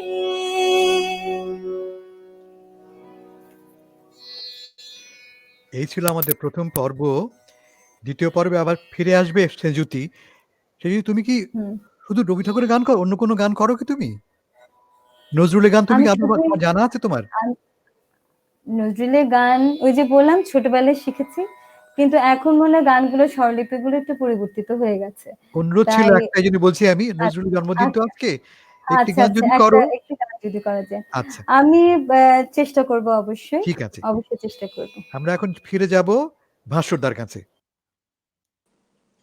ভাস্করদা আসুন। হ্যাঁ ভাস্করদা, এই পর্বে আমি আগে বলেছি, 3টি অনুরোধের কথা বলেছি। আপনার পছন্দ মতো কবিতা পড়বেন, আমি আর কোনো কথা বলবো না, আপনি একটানা কবিতা পড়বেন, কেমন? আচ্ছা ঠিক আছে। হ্যাঁ, প্রথমেই যে অনুরোধ এসছে যে আমি প্রথমেই তো দুটো নজরুলের ছোট ছোট অংশ আবৃত্তি করেছি। এবার নজরুলের একটা একটা বড় কবিতা এবং খুব বহুল পঠিত কবিতা এবং খুব অসাধারণ বক্তব্য প্রধান কবিতা আমার কৈফিয়ত, এই কবিতাটি আবৃত্তি করছি। এই কবিতার মধ্যে দিয়ে নজরুলকে চিনে নেওয়া যাবে যে তিনি কেমন, তিনি কি ধরনের উদার প্রকৃতির মানুষ, তার কাছে ধর্ম এই ব্যাপারটা থেকে মানুষটা হচ্ছে বড় কথা। ধর্ম, ভেদ, বিভেদ, নীতি এসব কিছু বড় কথা না। তা আমি আবৃত্তি করছি আমার কৈফিয়ত। বর্তমানের কবি আমি ভাই, ভবিষ্যতের নই নবী। কবি ও অকবি যাহা বল মোরে, মুখ বুঝে তাই শৈশবই। কেহ বলে তুমি ভবিষ্যতে যে ঠাঁই পাবে কবি ভবির সাথে হে, যেমন রবির হাতে সে চিরকেলে বাণী কই কবি। দোষিছে সবাই, আমি তবু গাই শুধু প্রভাতের ভৈরবী। কবি বন্ধুরা হতাশ হইয়া মোর লেখা পড়ে শ্বাস ফেলে, বলে কেজো ক্রমে হচ্ছে অকেজো, পলিটিক্সের পাশ ঠেলে। পড়ে না কো বই, বয়ে গেছে ওটা। কেহ বলে বউয়ে গিলিয়াছে গোটা, কেহ বলে মাটি হলো হয়ে মোটা, জেলে বসে শুধু তাস খেলে। কেহ বলে তুই জেলে ছিলি ভালো, ফের যেন তুই যাস জেলে। গুরুকন তুই করেছিস শুরু তলোয়ার দিয়ে দাড়ি চাঁচা, প্রতি শনিবারই চিঠিতে প্রেয়সী গালি দেন তুমি হাঁড়ি চাচা। আমি বলি প্রিয়ে হাটে ভাঙি হাঁড়ি, অমনি বন্ধ চিঠি তাড়াতাড়ি। সব ছেড়ে দিয়ে করিলাম বিয়ে, হিন্দুরা কন আড়ি চাচা। জবন্না আমি কাফের ভাবিয়া, খুঁজি টিকি দাড়ি নাড়ি কাছা। মৌলভী যত মৌলভী আর মোল্লারা কন হাত নেড়ে, দেব দেবী নাম মুখে আনে সবে দাও পাজিটার জাত মেরে। ফতোয়া দিলাম কাফের কাজিও, যদিও শহীদ হইতে রাজিও। আমপারা পড়া হাম বড়া মোরা, এখনো বেড়াই ভাত মেরে। হিন্দুরা ভাবে পার্সি শব্দে কবিতা লেখে ওপাত নেড়ে। আনকোরান যত নন ভায়োলেন্ট নন কোর দল নন খুশি, ভায়োলেন্সের ভায়োলিন নাকি আমি বিপ্লবী মন্তুষী। এটা অহিংস বিপ্লবী ভাবে, নয় চরকার গান কেন গাবে। গোড়া রাম ভাবে নাস্তিক আমি, পাতিরাম ভাবে কনফুসি, স্বরাজিরা ভাবে নারাজি, নারাজি ভাবে তাহাদের অঙ্কুশী। নর ভাবে আমি বড় নারী ঘেঁষা, নারী ভাবে নারী বিদ্বেষী। বিলেত ফেরনি প্রবাসী বন্ধুগণ এই তব বিদ্বেষী। ভক্তরা বলে নবযুগ রবি, যুগের না হই হুজুগের কবি বটিত রে দাদা। আমি মনে ভাবি আর কোষে কোষে হৃৎপেশি, দুখানে চশমা আটিয়া ঘুমানো দিব্যি হতেছে নিদ বেশি। কি যে লিখি ছাই মাথা ও মুন্ডু, আমি কি বুঝি তার কিছু। হাত উঁচু আর হলো না তো ভাই, তাই লিখি করে ঘাড় নিচু। বন্ধু তোমরা দিলে না কোদাম, রাজ সরকার রেখেছেন নাম। যাহা কিছু লিখি অমূল্য বলে অমূল্যে নেন, আর কিছু শুনেছ কি? ফিরিছে রাজার প্রহরী সদাই কার পিছু। বন্ধু তুমি তো দেখেছো আমায় আমার মনের মন্দিরে, হাড় কালি হলো শাসাতে নারিনু, তবু পোড়া মন মন্দিরে। যতবার বাঁধি ছেড়েছে শিকল, মেরে মেরে তারে করিনু বিকল। তবু যদি কথা শোনে সে পাগল, মানিল না রবি গান ধীরে। হঠাৎ জাগিয়া বাঘ খুঁজে ফেরে নিশার আধারে বঞ্চিরে। আমি বলি ওরে কথা শোন খ্যাপা, দিব্যি আছিস খোশহালে, প্রায় হাফ নেতা হয়ে উঠেছিস, এবার এ দাও ফসকালে। ফুল নেতার হবিনে যে হায়, বক্তৃতা দিয়ে কাঁদিতে সভায়, গুঁড়ায় লঙ্কা পকেটেতে বোকা। এই বেলা ঢোকা সেই তালে নিস্তর ফুটো ঘরটাও ছে, নয় পস্তা বিশেষ কালে। বোঝে না কো দেশে চারণের বেশে ফেরে দেশে দেশে গান গেয়ে, গান শুনে সবে ভাবে ভাবনা কি, দিন যাবে এবে পান খেয়ে। রবে না কো ম্যালেরিয়া মহামারী, স্বরাজ আসিছে চড়ে জুড়ি গাড়ি। চাঁদা চাই তারা ক্ষুধার অন্ন এনে দেয়, কাঁদে ছেলে মেয়ে মাতা কয় ওরে চুপ হতভাগা, স্বরাজ আসে যে দেখছে। ক্ষুধাতুর শিশু চায় না স্বরাজ, চায়ে দুটো ভাত একটু নুন, বেলা বয়ে যায় খায়নি কো বাছা, কচি পেটে তার জলে আগুন, কেঁদে ছুটে আসি পাগলের প্রায়, স্বরাজের নেশা কোথা ছুটে যায়। কেঁদে বলি, ওগো ভগবান, তুমি আজিও আছো কি? কালি ও চুন কেন ওঠে না কো তাহাদের গালে, যারা খায় এই শিশুর খুন? আমরা তো জানি স্বরাজ আনিতে পোড়া বার্তাকু এনেছি খাস, কত শত কোটি ক্ষুধিত শিশুর ক্ষুধা নিঙাইয়া কাড়িয়া গ্রাস। এলো কোটি টাকা, এলো না স্বরাজ, টাকা দিতে না রে ভুখারি সমাজ। মার বুক হতে ছেলে কেড়ে খায়, মোরা বলি বাঘ খাও হে ঘাস। হেরিনু জননী মাগিছে ভিক্ষা চেয়ে, ঘরে ঢেকে রেখে ছেলের লাশ। বন্ধু গো আর বলিতে পারি না, বড় বিষ জ্বালা এই বুকে, দেখিয়া শুনিয়া খেপিয়া গিয়াছি, তাই যাহা আসে কই মুখে। রক্ত ঝরাতে পারি না তো একা, তাই লিখে যাই এই রক্ত লেখা।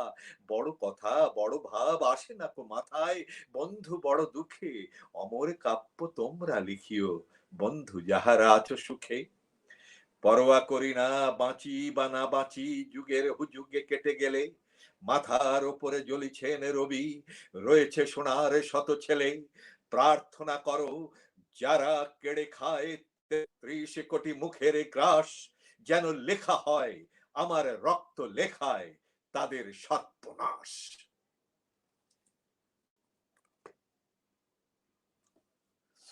এর পরের কবিতা আমি ঠিক করেছি, এটাও অনুরোধ আছে, আমাদের মুক্তিযুদ্ধের কবিতা, কবি শামসুর রহমানের কবিতার অনুরোধ এসছে। তোমাকে পাওয়ার জন্য হে স্বাধীনতা, তোমাকে পাওয়ার জন্য হে স্বাধীনতা, তোমাকে পাওয়ার জন্য আর কতবার ভাসতে হবে রক্ত গঙ্গায়, আর কতবার দেখতে হবে খান্ডব দাহন। তুমি আসবে বলে হে স্বাধীনতা, সাকিনা বিবির কপাল ভাঙলো, সিঁথির সিঁদুর মুছে গেল হরিদাসীর।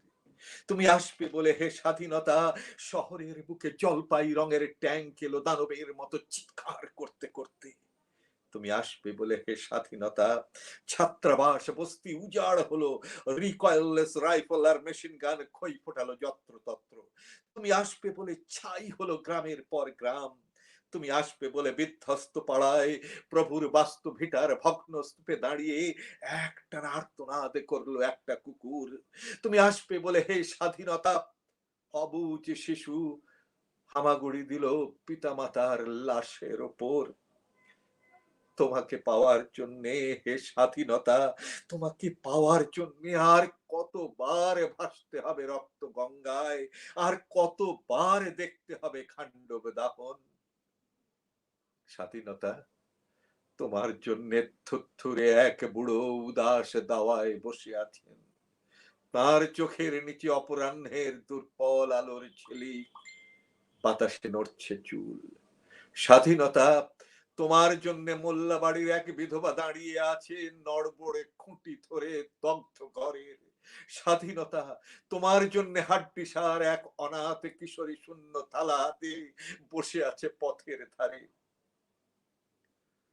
তোমার জন্য সগির আলী, শাহবাজপুরের সেই জওয়ান কৃষক, কেষ্ট দাস, জেলে পাড়ার সবচেয়ে সাহসী লোকটা, মতলব মিয়া, মেঘনা নদীর দক্ষ মাঝি, গাজী গাজী বলে যে নৌকো চালায় উত্তাম ঝড়ে, রুস্তম শেখ, ঢাকার রিক্সাওয়ালা, যার ফুসফুস এখন পোকার দখলে, আর রাইফেল কাঁধে বনে জঙ্গলে ঘুরে বেড়ানো সেই তেজি তরুণ, যার পদভারে একটি নতুন পৃথিবীর জন্ম হতে চলেছে।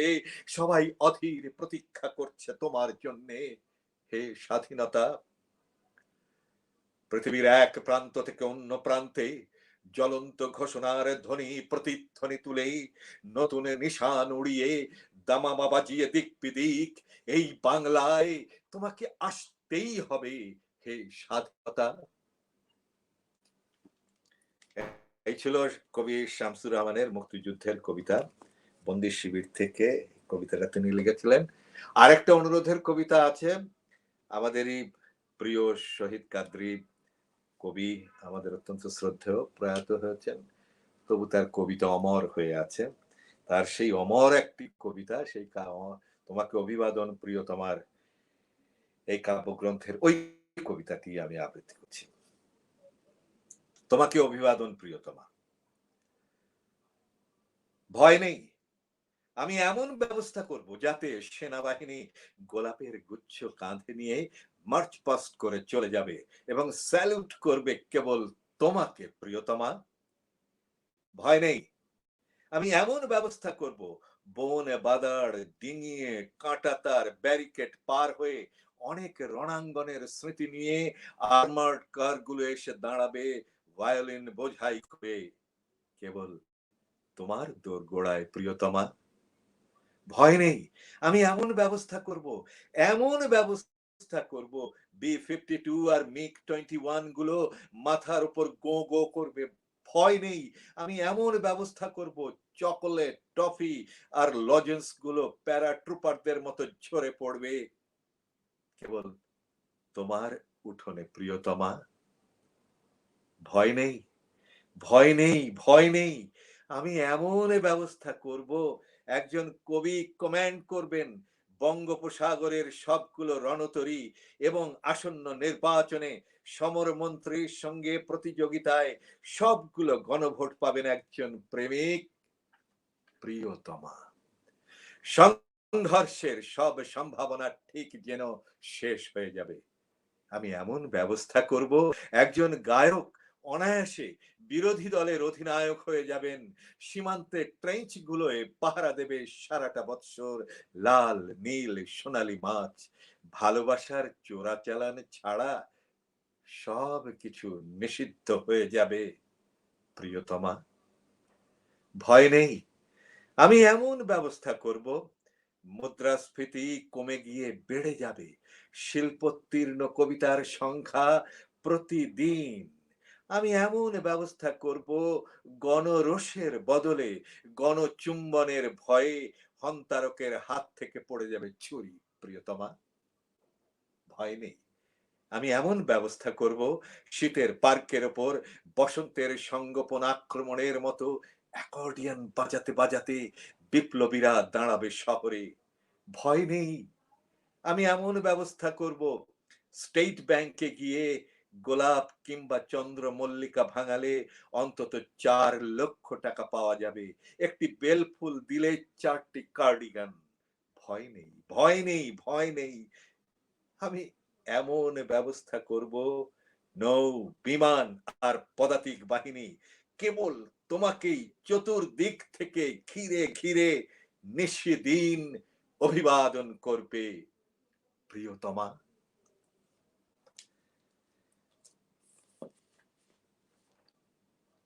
এরপরে আরেকটি কবিতা আমি পড়ব।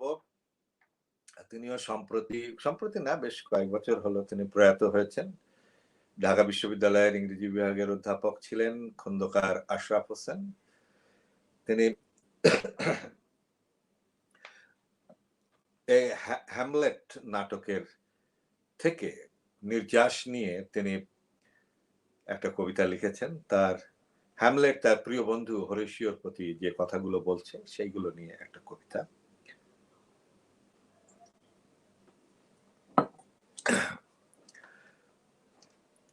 হরেশিওর প্রতি হ্যামলেট।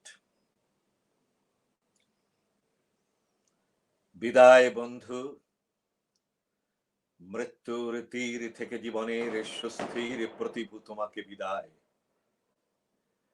তরঙ্গ সংকুল ওই সমুদ্রের নীল উর্মিমালা ডাকছে আমাকে, তার শীতল আঁচল দেখো প্রসারিত হয় জননীর স্নেহাকুল বাহুর মতন। ওফেলিয়া দিগন্তের চৌকাঠে সাজিয়েছে ফুলদোলা বিবাহ বাসর। আমি যাই, তুমি থাকো, জীবনের দুর্বিষহ ভার বাষ্পাকুল পৃথিবীর শ্বাসরোধী চন্দ্রাতাপ তলে বয়ে যাও আরো কিছুদিন। এ দুঃখীকে ভালোবেসে কিছুটা সময় তুমি টেনে নিও বিষাক্ত নিঃশ্বাস। প্রাচীরিত এলসিনর রইল তোমার, জীবনের ফুল্ল হাসি ফুল ফোটালো হলো না, তাই অনিঃশেষ ঘৃণার ফুৎকারে নিবালাম এই দ্বীপ। আকাশের চন্দ্র মল্লিকার নিবিড় সুবাসে ঘেরা আলোকিত ঘরে চলে যাই। মরণ এমন দেশ যার ধূম্র আলিঙ্গন থেকে ফেরে না পথিক কোনো, ফিরবো না আমি কোনোদিন তোমাদের রাজপথে, তোমাদের প্রাসাদের নিভৃত কন্দরে। আমার ঘৃণার হাসি, আমার বিষণ্ণ মুখের উন্মাতাল উচ্চারণ তরঙ্গিত হবে না তো আর কোনোদিন।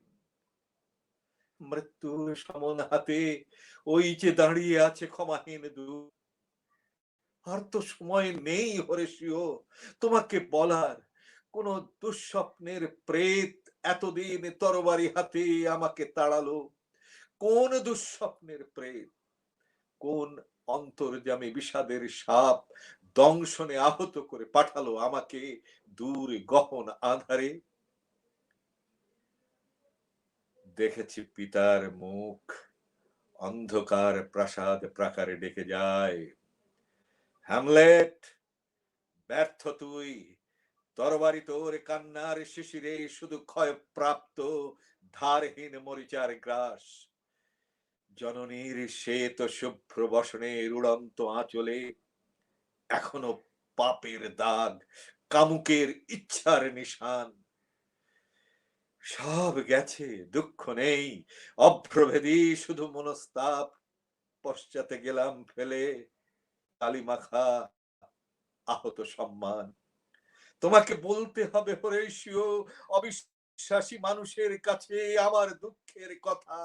আমি এক বিশ্বস্ত তরুণ, গ্রন্থিহীন সময়ের অপাপ শিকার। আমি শুধু সারাক্ষণ ঘৃণার জটিল জাল ছিন্ন করে অবিনাশী প্রেম খুঁজলাম। সর্বাঙ্গে বিষের দাহ, মৃত্যু তো জীবনের পরম বান্ধব। তাই তুমি ব্যর্থ আজ হরেশীয়, পারবে না অস্তিত্বের বিষ আকণ্ঠ গেলাতে আর। তোমাদের রঙ্গমঞ্চ তাই বুকের বঞ্চিত আশা, রক্তবর্ণ পিপাসার পিতৃপ্রেম সখা সকলই গরল শুধু। সব কিছু অস্তিত্বের মোহনে শিকল ছিন্ন করে চলে যায়। বাকিটুকু শুধু নীরবতা।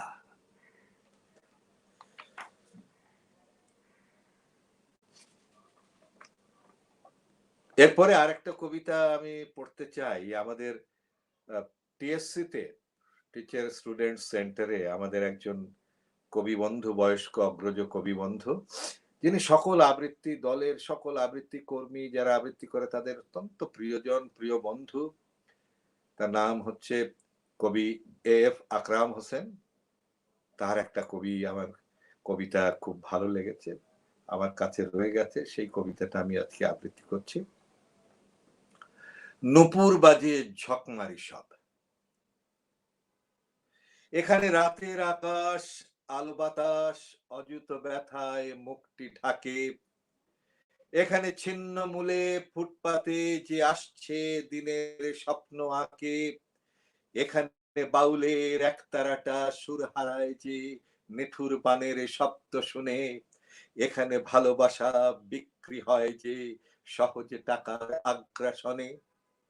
এখানে আহ্বানের বিভীষিকা জাল বুনে হায় প্রলোভনে দুনয়নে। তুলে সব মুরগি বিকোয় পথের বাঁকে বেপথু জনে। এখানে আঙুর পেশা শরবতি মেলে সঙ্গোপনে চোখের টানে। এখানে নূপুর বাজে ঝকমারি সব চোখ জুড়াতে বিত্তবানে। এখানে নাড়ায় পোড়া মটর শুঁটি কেউ দেখে না, কেউ চেনে না। এখানে বইচি মালায় সই পাতানো খেলা চলে না, খেল চলে না। এখানে পড়শি প্রেমের হৃদবেদনা যায় না চেনা চোখের জলে। এখানে খোলস পরা মেকির পসার বসছে সদা নানান ছলে। এখানে মিথ্যে প্রেমের কুটকৌশলে সবাই রাজা যে যেখানে। এখানে মন দিলে যে সরল মনে মেলে সাজা অগ্নিবাণে। এখানে পাঁচ মেশালি মানুষ আছে সবাই মানুষ, এখানে দুঃখ পেয়েও মানছে সবাই, হয় না যে হুঁশ। এই ছিল আমার নিবেদন এই পর্বের এই কয়েকটি কবিতা। হাসান ভাই, এবার আপনার পালা।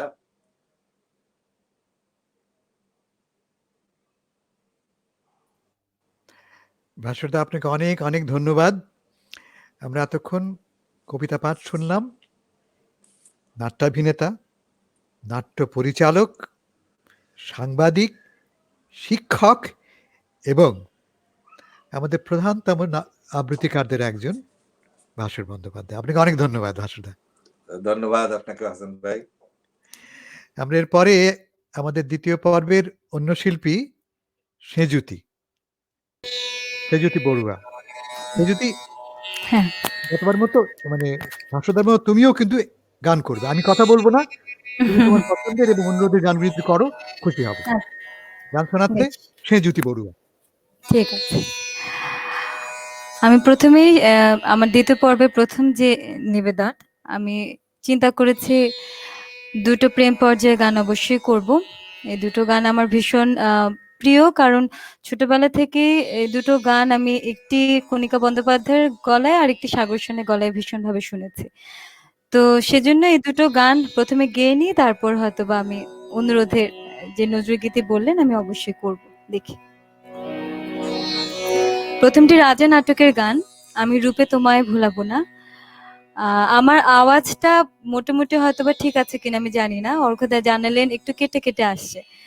তো আমি একটু মাউথ পিসটা কাছে নিয়ে গাচ্ছি, এখন দেখি কি অবস্থা হয় সামনে।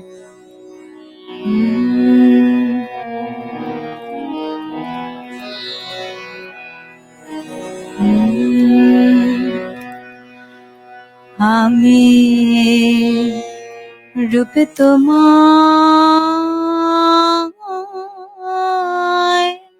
ভোলাবো না, ভালোবাসা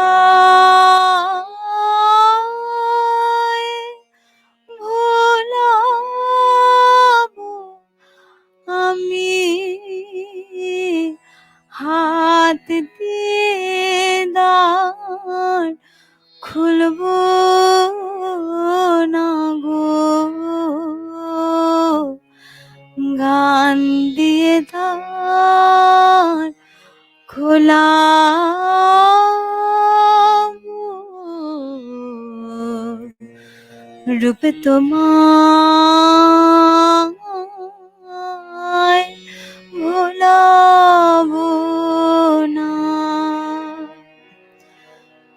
ভরাবো না ভূষণ ভরে, সাজাবো না ফুলের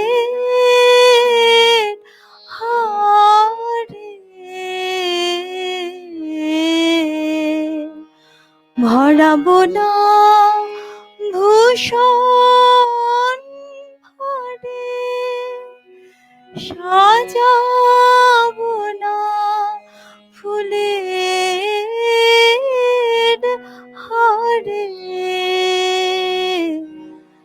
প্রেমকে আমার মালা করে গলায় তোমার দোলাবো, রূপে তোমায়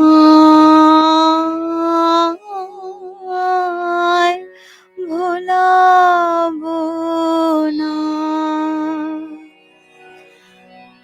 জানবে না কেউ কোন তুফানে তরঙ্গ তোর নাচবে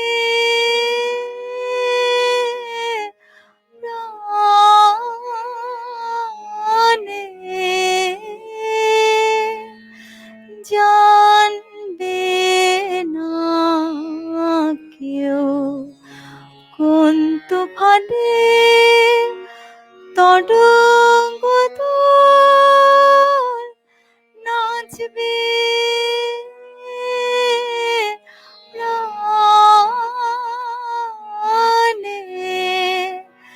চাঁদের মতো অলোক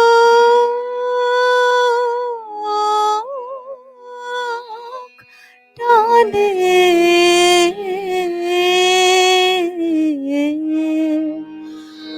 জোয়ারে ঢেউ তোলাব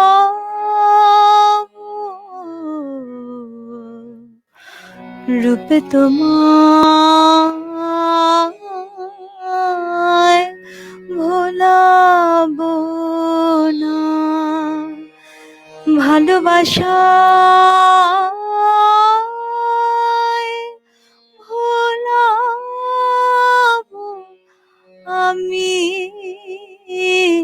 হাত দিয়ে দ্বার খুলব না গো গান দিয়ে দ্বার খোলাব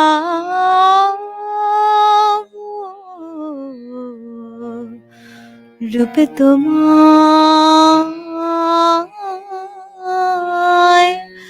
ভোলাব না। এরপরের গানটি আমার নয়ন তব নয়নের এই গানটি আমি একটু খুলে নেই।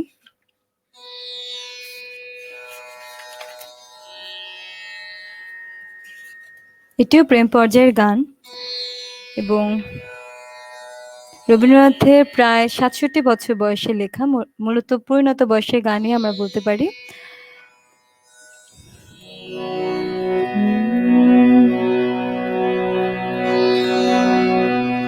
আমার নয়ন তব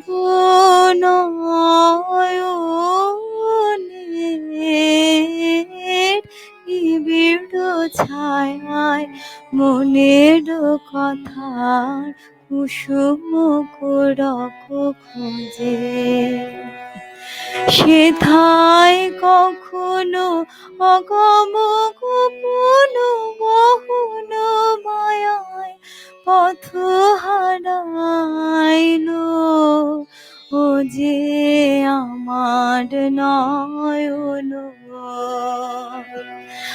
আতুর চিঠিতে শুধায় সে নীরবে নিভৃত বাণীর সন্ধান নাই যে রে অজানার মাঝে অবুঝের মতো ফেরে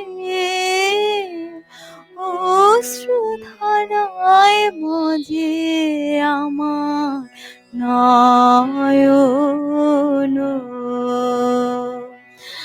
আমার হৃদয়ে যে কথা যে কথা লুকানো তারা ভাষণ ফেলে প্রভু ছায়া তোমার হৃদয় তলে দুয়ারে এঁকেছি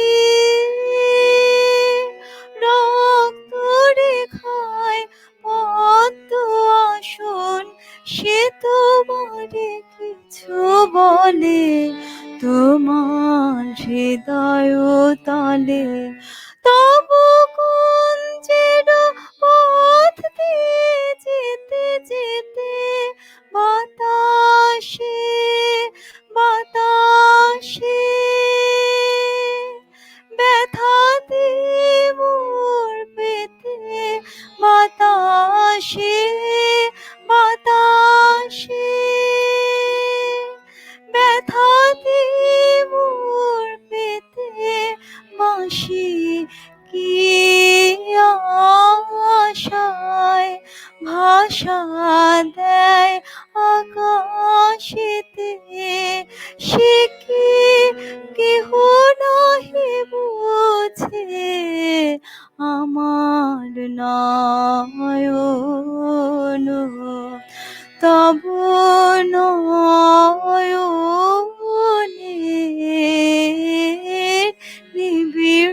ছায়ায় মনের কথার কুসুম কোরক খোঁজে, সেথায় কখনো অগম গোপন গহন মায়ায় পথ হারাইল, ও যে আমার নয়ন। পর আমি যে গানটি করব সেটি আমি আসলে প্রবাসে রবীন্দ্রনাথের যে বিদেশ সফরের সময় যে গানগুলো উনি রচনা করেছেন তার মধ্যে থেকে আমি একটা দুইটা গান রেখেছিলাম। তো আমি আমার খুব পছন্দের এটা পূজা পর্যায়ের গান, দিনের বেলায় বাঁশি তোমার বাজিয়েছিলেন।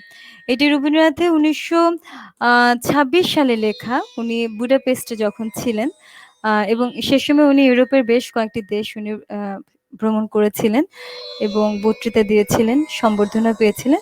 তো সেই সময় উনি এই গানটি রচনা করেন এবং গানটি যখন রচনা করছেন তখন ওনার বেশ শারীরিক অবস্থা একটু খারাপই ছিল এবং ওনার যে পথের ক্লান্তি, এই ক্লান্তিটা যেন কোনো এক জায়গায় ওনার এই গানটির ভেতরে লুকানো আছে।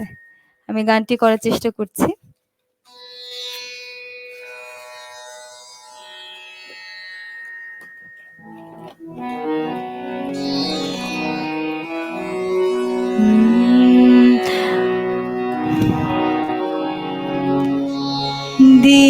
দিনের বেলায় বাঁশি তোমার বাজিয়েছিলে, অনেক সুরে গানের পরশ প্রাণে এলো, আপনি তুমি রইলে দূরে। দিনের বেলায় বাঁশি তোমার বাজিয়েছিলে, অনেক সুরে গানের পরশ প্রাণে এলো, আপনি তুমি রইলে দূরে। দিনের বেলায় সুধাই যত পথের লোকে এ বাঁশিটি বাজালোকে, সুধাই যত পথের লোকে এ বাঁশিটি বাজালোকে,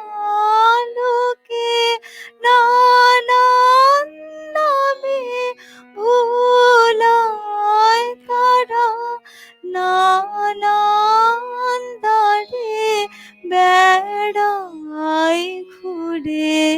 দিনের বেলায় এখন আকাশ ম্লান হলো, ক্লান্ত দিবা চক্ষু বোঝে, পথে পথে ফেরাও যদি মুড়ব তবে মিথ্যা খুঁজে, বাহির ছেড়ে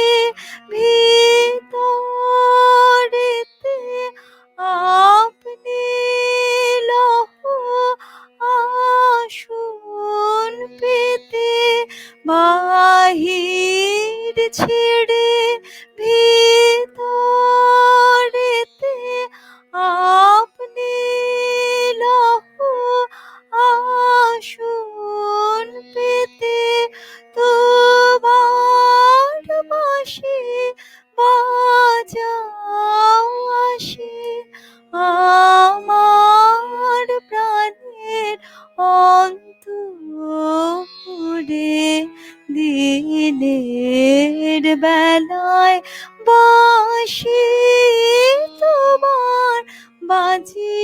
গিয়েছিলে অনেক সুরে গানের পরশ প্রাণে এলো আপনি তুমি রইলে দূরে দিনের বেলায়।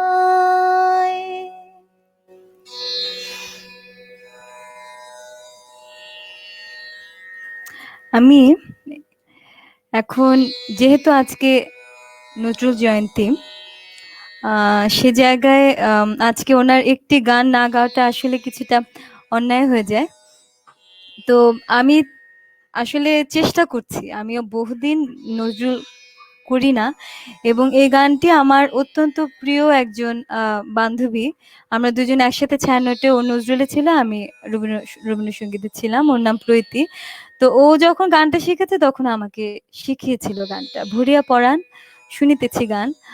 আমি চেষ্টা করছি শুধুমাত্র গানটি করার, আমি জানি না কতটুকু আমি কি বলবো এটার সাথে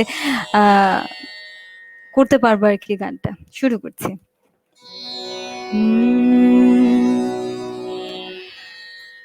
ভরিয়া পরাণ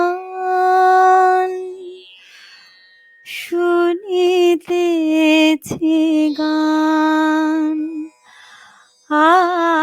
আসিবে আজি বন্ধু মোর, ভরিয়া পরাণ শুনিতেছি গান, আসিবে আজি বন্ধু মোর, স্বপন মাখিয়া সোনার পাখায়, স্বপন মাখিয়া সোনার পাখায়, আকাশে উধাও চিত চকোর, আকাশে উধাও চিত চকোর, আসিবে আজি বন্ধু মোর,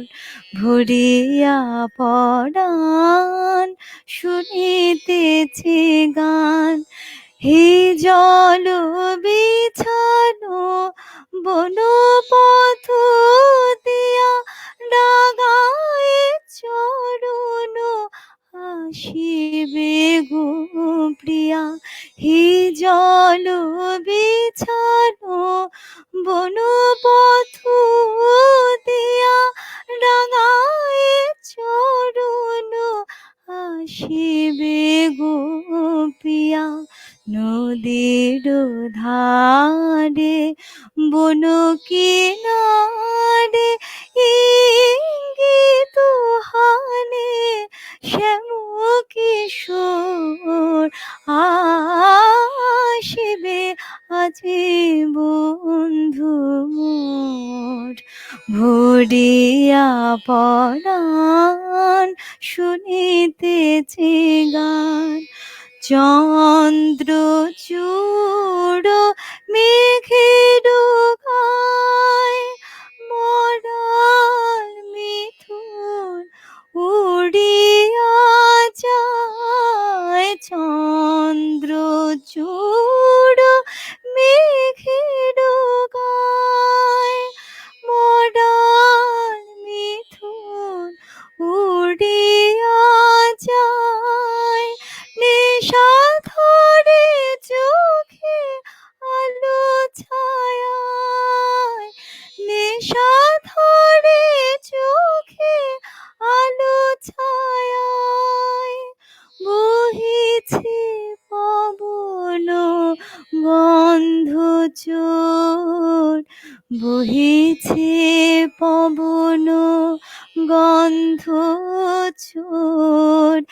আসিবে আজি বন্ধু মোর, ভরিয়া পরাণ শুনিতেছি গান, আসিবে আজি বন্ধু মোর স্বপ্ন মাখিয়া সোনার পাখায়, স্বপ্ন মাখিয়া সোনার পাখায়, আকাশে উধাও চিত চকোর, আকাশে উধাও চিত চকোর, আসিবে আজি বন্ধু মোর ভরিয়া পরাণ শুনিতেছে গান, আসিবে আজি বন্ধু মোর।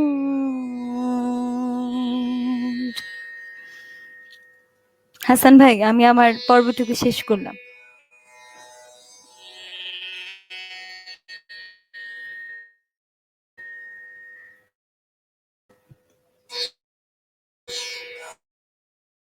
আমি ঠিক শুনতে পাচ্ছি না আসলে।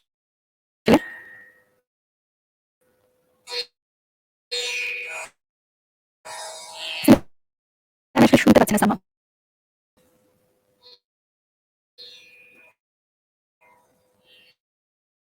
হাসান ভাই, আপনার এটা অন করে নাই, স্পিকারটা মনে হয় অন করে নাই। শুনতে পাচ্ছ এখন? এবার শুনতে পাচ্ছি। আমি হ্যাঁ, বলছি এখন যে শুনতে পাচ্ছি। আমি বলছি তো তুমি যাবার আগে একটু অনুরোধ ছিল, একজন দর্শক অনুরোধ করেছেন, 'আলো হ্যাঁ, আমার আলো।' ও এই গানটি দিয়ে তুমি শেষ করো, তাহলে আলো একদম আমার আলো। আচ্ছা, একদম পারফেক্ট হবে। আচ্ছা, আচ্ছা, ঠিক আছে, ওকে।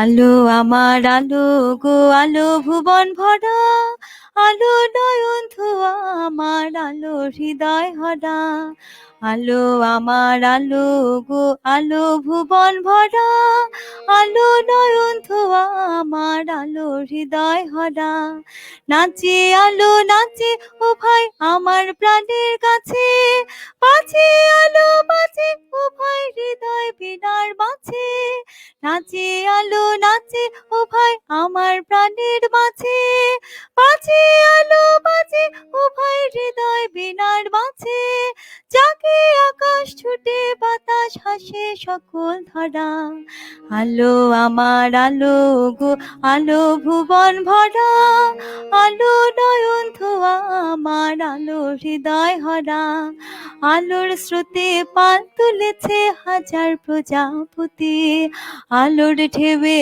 উঠল মেতে মল্লিকা মালতী, আলোর স্রোতে পাল তুলেছে হাজার প্রজাপতি, আলোর ঢেউয়ে উঠল মেতে মল্লিকা মালতী, মেঘে মেঘে সোনা ও ভাই যায় না মানে গোনা, পাতায় পাতায় হাসে ও ভাই পুলক রাশি রাশি, শুরু নদীর কুল ডুবেছে সুধা নিঝর ছড়া, আলো আমার আলো গো, আলো ভুবন ভরা, আলো নয়ন ধোয়া আমার, আলো হৃদয় হরা, আলো আমার আলো গো, আলো ভুবন ভরা, আলো নয়ন ধোয়া আমার, আলো হৃদয় হরা।